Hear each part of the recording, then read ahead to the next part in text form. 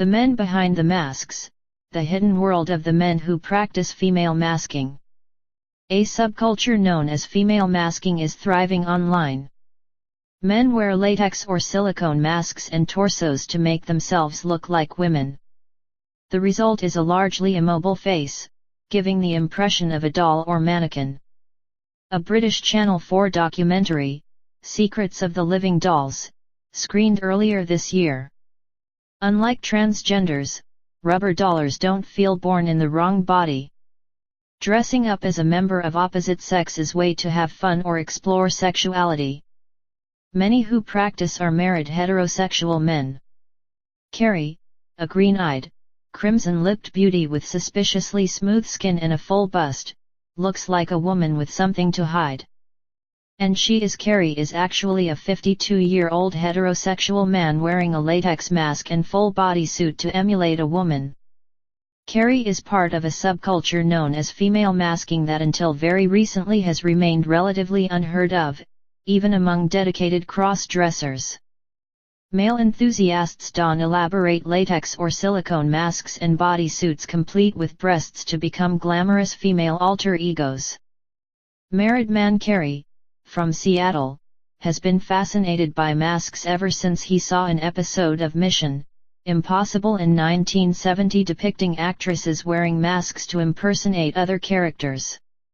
At 15, he tells The Atlantic, he began wearing female masks, at first from local costume shops, and later self-made latex creations. It would be one thing to disguise myself as a guy, but I'd still be a guy, he told The Atlantic of his initial desire to wear a mask. But if I could disguise myself as a woman, that would be a total transformation. With the advent of the internet, Carrie found a community of like-minded female maskers and realized he was not alone. Finding other female maskers not only provided Carrie with a community, it launched a whole new career. He began selling his realistic masks to other men, and became so successful that he was able to leave his day job as a printer and create his own business in mask making. For about $500, a mask and bodysuit including foam stuffed breasts can be purchased from Carrie's website. His wife of 12 years, he says, thinks his obsession is weird. She doesn't have anything to do with it. Once in a while she might help me with something, but it's not really her thing, he told The Atlantic. And while his masking has a sexual element to it, he says that his wife is not into it, and he is okay with that. It's one of those things where we all sort of have fantasies, scenarios we would like to do, but I think the reality would be really disappointing. So probably better not to try that, he said. In a way, I don't want to fetishize my wife. You know, I have sex with my wife because I love her. And I don't want to turn her into a sex object, if that makes any sense at all. Because the mask is a fetish object, that's the only thing it really exists for. Female masking, while taboo even among the cross-dressing community, has managed to reach the edges of popular culture. Photographer Steven Meisel even shot model Carolyn Murphy in a mask of Italian Vogue in 2012 after stumbling across the fetish online. A British documentary called Secrets of the Living Dolls that screened earlier this year featured female maskers from all walks of life. Unlike transgender people, maskers, or rubber dollars as they're also known, do not feel born in the wrong body. For them, dressing up as a member of the opposite sex is simply a way to have fun. They're not freaky people, they're not weird, they're just like you and me, explains Barbie Ramos, the owner of FemSkin, a company that makes the $850 custom-made silicone outfits worn by maskers. Her son Adam, who also works at FemSkin, adds, I don't think it would be fair to call them gay or even attracted to other men. It's about fun. A lot of men have fun by pretending to be women.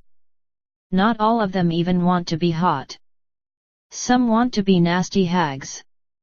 One masker who has no interest in being a nasty hag is Robert, who following a painful divorce, has spent the last 12 years dressing up as Sherry.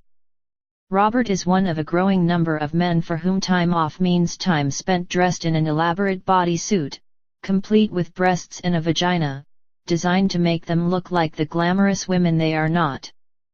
But while many of the maskers who appear in Channel 4 documentaries say it's all about having fun, for 70-year-old Robert, matters don't appear quite so simple. "That's why I do this," he breathes as he pouts at his reflection in the bathroom mirror, "because I think I look amazing. I just can't believe that's a 70-year-old man in the mirror, and that's why I do this," he continues. "If I saw a 70-year-old man in the mirror, I would quit this tomorrow." Asked what he sees when he looks at his dolled-up reflection, he replies, "An exciting-looking female," adding, "If I saw a woman like this and she asked me to go hang out, I'd say yeah."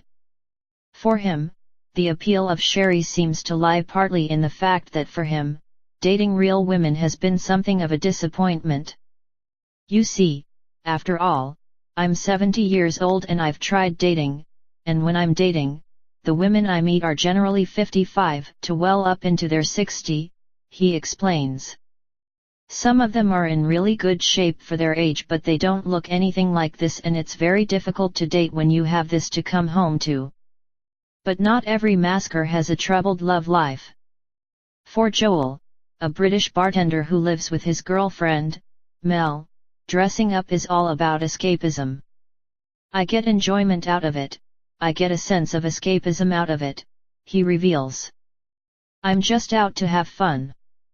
It's like the extension of another persona within me that just wants to go out and have fun." But Joel's masking career hasn't always gone smoothly. While girlfriend Mel is happy to accept his alter ego Jessie, he spent 15 years hiding her from his parents and from his neighbors. "I wouldn't walk 20 steps down the road dressed American Samoa a doll because I know general society in the area we live in would be very, very against it," he explains. Who knows what could happen? One masker who is far less reticent about his hobby is John, a Minneapolis father of 6 who works as a forklift driver in a warehouse. According to John, not only does masking make him feel good, it also helps him to bond with his daughters. "I try to find ways to fit in and be involved with the daughters, and that sometimes means makeup and fingernails and things like that as well," he explains. "You don't have to have your guard up and necessarily be afraid of other people if you want to dress in a way that makes you feel really good.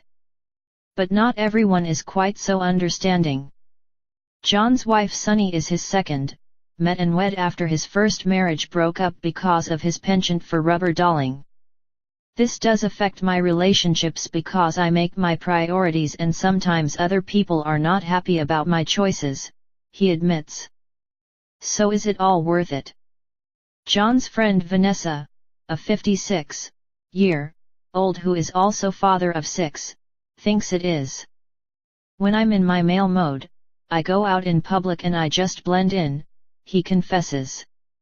"When I walk down the street, people don't pay any attention to me.